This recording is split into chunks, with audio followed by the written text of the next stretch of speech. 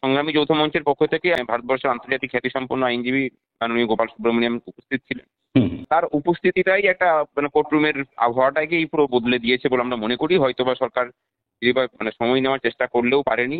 আপনাদের মাধ্যমে রাজ্যবাসীকে জানাই হুম। আমরা এটাকে আজকে শুনে পরে এটাকে শেষ করবো, কারণ আর নতুন করে কোনো কিছু হবে না। এটাকে সময় নষ্ট করার আরেকটা সময় নিতেই সেটা সফল হয়নি। এই হিসেব কিন্তু বহু আগে হয়ে গেছে। হুম।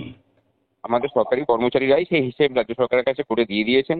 সুতরাং নতুন করে আর কোনো কিছু হিসেব করার প্রয়োজন নেই। এরা মূল মামলার শুনানি হবে যে হাইকোর্ট যে রায় দিয়েছিল, হাইকোর্টের ডিভিশন বেঞ্চ। আপনি ওই হিসেবের কথা বললেন, কমিটি গঠনের কথা বললেন, যেটা রাজ্য সরকারের তরফে বলা হয়েছে। এই বিষয়ে না আমার একটা জিনিস খটকা লাগলো, যে রাজ্য সরকারের আইনজীবী অভিষেক মনু সিংভি আদালতে যা বললেন তা রীতিমতো অবাক করার মতো। মানে বকেয়া ডিএর পরিমাণ কত বা কর্মচারীরা কত টাকা বকেয়া ডি বাবদ পাবেন তা হিসেব কষে বের করতে হবে। মানে ঠিক, মানে হিসেব কষেই বের করতে হবে। কিন্তু 2 মাসেরও বেশি সময় আগে যখন সুপ্রিম কোর্ট বকেয়া ডি এর 25% দিতে বলেছিল এবং তখন রাজ্য সময় চেয়েছিল, তাহলে কি সেটা হিসেব না করেই চাওয়া হয়েছিল? 30,000 সামথিং কোটি টাকার একটা হিসেব দিয়েছে, সেই টাকাটা এলো কোথা থেকে? সেই টাকাটার হিসেবটা তাহলে কিভাবে করবে? ওটা যেমন একটা বিষয় আছে। দ্বিতীয় বিষয় হচ্ছে তাদের সওয়াল জবাব পড়বে। অভিষেক মনু সিংভিজি বারবার করে বলেছেন কোনো সময় 41,000 কোটি টাকা খরচা হবে, কোনো সময় বলেছেন 42,000 কোটি টাকা খরচা হবে। তাহলে এই যে এত হাজার কোটি টাকার খরচার ব্যাপারটা, সেটাই বা কি করে হলো? তো আশা করি যে রাজ্যের কর্মচারীরা সেই সহযোগিতার হাত বাড়িয়ে দেবে। হ্যাঁ, মানে এটা মুদি দোকান চলছে মৌখিক। আজকে রাজ্য সরকারের আইনজীবী যা যা বলেছেন তার মধ্যে একটা বিষয় আর একটা খটকা লাগার মতো। এই সিস্টেমটার সাথে যারা যুক্ত হয়ে আছেন তারা কেউ সৎ মানুষ নয়, দুরাত্মা বলেই রাজ্যবাসী অন্তত এখন জেনে গেছে। যাই হোক, যে লড়াইটা আমরা লড়ছি সেটা শুধুমাত্র কর্মচারীদের লড়াই নয়। এই মানে যে আস্পর্ধা সরকার দেখাচ্ছে কাউকে না মেনে, সেই আস্পর্ধাকে চ্যালেঞ্জ জানিয়ে তাকে আইন কিভাবে বানাতে হয়, এই লড়াইটা আরো চলছে। সংগ্রামী যৌথ মঞ্চ সেই লড়াইটাও করছে। তো বঞ্চনা কিছু নেই, বঞ্চনাটা আমাদের সাথে আছে। সুতরাং এই মামলার প্রাথমিক যে ব্যাপারটা সেটা আমাদের সাথেই সীমাবদ্ধ। সকলে মিলে ঐক্যবদ্ধ হয়েই এই লড়াইটাকে আমরা জিতবো, যেভাবে গত 28 তারিখেও সমস্ত কর্মচারী পক্ষ ঐক্যবদ্ধ হয়ে পথ নেমেছে। ভাস্কর ঘোষ বলছেন? হ্যাঁ, নমস্কার। ভাস্কর। নমস্কার। হ্যাঁ, বিবিধ নিউজ থেকে আমি দেবাশিস বলছি। হ্যাঁ, আজকে সুপ্রিম কোর্টে বিচারপতি সঞ্জয় কারোল এবং বিচারপতি প্রশান্ত মিশ্রের বেঞ্চে যে ডিএ মামলার হিয়ারিং ছিল, কি হলো আজকে আদালতে? আদালতে হলো বলতে যথারীতি রাজ্য সরকারের যারা আইনজীবী ছিলেন তারা চেষ্টা করেন যে মামলাটাকে পিছিয়ে দেওয়ার, এবং 2 মাসের সময় চান যে একটা কমিটি করতে হবে। আমাদের একটা কমিটি কনস্টিটিউট করেছি, সেই কমিটিতে দিয়ে ক্যালকুলেট করতে হবে কত টাকা লাগবে না লাগবে, সব সব বলে পরে এটাকে চেঞ্জ করতে চান। এটাকে করতে দেয়নি। বিচারপতি বলেছেন যে আমরা এটাকে আজকে শুনে পরে এটাকে শেষ করবো, কারণ আর নতুন করে কোনো কিছু হবে না। কালকে শুনানি হবে এবং আগামী কাল দরকার হলে প্রতিদিন শুনানি করে আমরা এই মামলা শেষ সমাপ্ত করবো। আচ্ছা, এবং এর বলুন। সাথে যেহেতু মূল মামলার শুনানি করতে চাইছেন, সেই জন্য কন্টেম্পট তার কোনোটারই আর নতুন করে কোনো শুনানি হবে না। যেটা হবে সেটা হচ্ছে যে একদম মূল মামলার শুনানি হবে, যে হাইকোর্ট যে রায় দিয়েছিল, হাইকোর্টের ডিভিশন বেঞ্চ তার ভ্যালিডিটি নিয়ে সমস্ত কিছু। আর এই বিষয়ে আমাদের বক্তব্য এবং আমাদের আইনজীবীদের যে প্যানেল আছে তাদের, সংগ্রামী যৌথ মঞ্চের পক্ষ থেকে আজকে ভারতবর্ষের আন্তর্জাতিক খ্যাতিসম্পন্ন আইনজীবী মাননীয় গোপাল সুব্রমণিয়াম উপস্থিত ছিলেন। তার উপস্থিতিটাই একটা কোর্টরুমের আবহাওয়াটাকেই পুরো বদলে দিয়েছে বলে আমরা মনে করি। হয়তোবা সরকার সময় নেওয়ার চেষ্টা করলেও পারেনি। কর্মচারীদের পক্ষে বড় নাম দাঁড় করানোটাই কারণে খুব গুরুত্বপূর্ণ ছিল, যেটা আমরা করাতে পেরেছি। এই সপ্তাহের মধ্যে এই মামলাটা শেষ হবে, এটাই সব থেকে আমাদের বড় পজিটিভ খবর। হ্যাঁ, আজকে পুরো শুনানি হয়নি, অর্থ ব্যয় হয়েছে আমাদের, সেটা একটা বড় ফ্যাক্টর, একটা বড় চাপও আমাদের কাছে। কিন্তু আশা করি যে রাজ্যের কর্মচারীরা সেই সহযোগিতার হাত বাড়িয়ে দেবে। এক্স্যাক্টলি।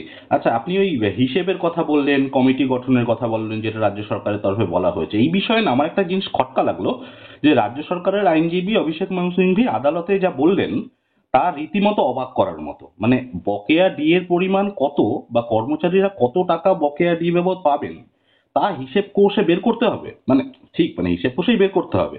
কিন্তু 2 মাসেরও বেশি সময় আগে যখন সুপ্রিম কোর্ট বকেয়া ডি এর 25% দিতে বলেছিল এবং তখন রাজ্য সময় চেয়েছিল, তাহলে কি সেটা হিসেব না করেই চাওয়া হয়েছিল?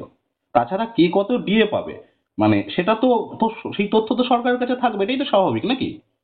যদি না থাকে তাহলে তাদের যে এসএলপি যেটা করেছেন সেই এসএলপিটাতে একটু চোখ বুলিয়ে দেখুন, যে 38,000 সামথিং কোটি টাকার একটা হিসেব দিয়েছে, সেই টাকাটা এলো কোথা থেকে? সেই টাকাটার হিসেবটা তাহলে কিভাবে করবে? ওটা যেমন একটা বিষয় আছে। দ্বিতীয় বিষয় হচ্ছে তাদের সওয়াল জবাব পড়বে। অভিষেক মনু সিংভিজি বারবার করে বলেছেন কোনো সময় 41,000 কোটি টাকা খরচা হবে, কোনো সময় বলেছেন 42,000 কোটি টাকা খরচা হবে। তাহলে এই যে এত হাজার কোটি টাকার খরচার ব্যাপারটা, সেটাই বা কি করে ইয়ে হলো? হ্যাঁ, মানে এটা মুদি আহ, দোকান চলছে মৌখিক নাকি? মানে আমি কিছু কিছু এবং বিষয় আপনাদের ব্যাপারটা জানিয়ে রাখি, আপনাদের মাধ্যমে রাজ্যবাসীকে জানাই হুম হুম যে এই হিসেব কিন্তু বহু আগে হয়ে গেছে।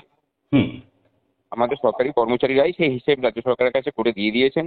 হুম সুতরাং নতুন করে আর কোনো কিছু হিসেব করার প্রয়োজন নেই। মানে তারা চাইছিলেন যে হ্যাঁ, এটা সময় নষ্ট করার আরেকটা সময় নিতেই, সেটা exactly. সফল হয়নি।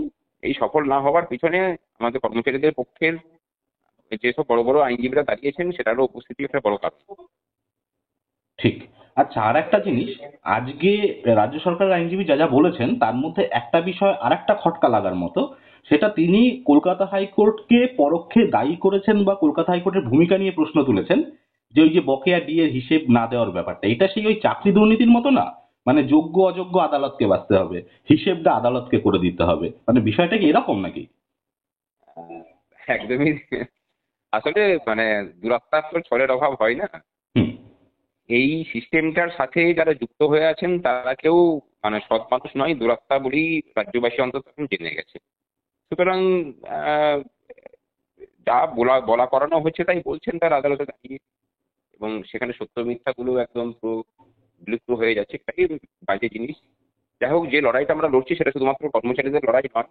এই মানে যে আস্পর্ধা সরকার দেখাচ্ছে কাউকে না মেনে, সেই আস্পর্ধাকে মানে চ্যালেঞ্জ জানিয়ে তাকে আইন কিভাবে বানাতে হয়, এই লড়াইটা আরো চলছে। সংগ্রামী যৌথ মঞ্চ সেই লড়াইটাও করছে।